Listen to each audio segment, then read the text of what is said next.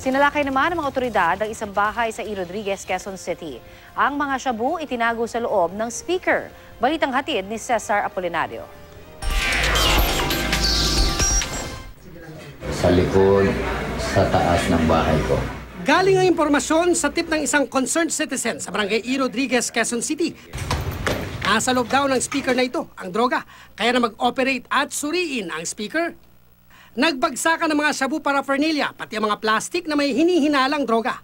Aminado ang suspect na gumagamit siya ng droga. Ang dalawang nakatakas daw ang tulak. Pwede natin ipagtuturo natin yung mga nagtutulak dyan para hindi rin lahat ng tao madadamay. Dahil nangakong makipagtulungan at magsilbing agent para ituro ang mga tulak sa lugar, hindi na raw siya kakasuhan. Kailangan din daw niyang sumailalim sa counseling para talikuran ng bisyo. Basta lang magkaisa lang yung mamamayan at saka ang kapulisan at saka barangay para masiwata lahat ang mga gumagawa ng hindi magandang gawain kagaya yung shabu. Habang kausap ang kapitan ay napansin ng suspect ang monitor ng CCTV. Itinuro niya ang umpukan ng lalaki, partikular ang isa umanong tulak sa lugar. Kaya inoperate ng mga tanod. Hindi na nila nadatnan sa lugar ang mga lalaking nakita sa CCTV.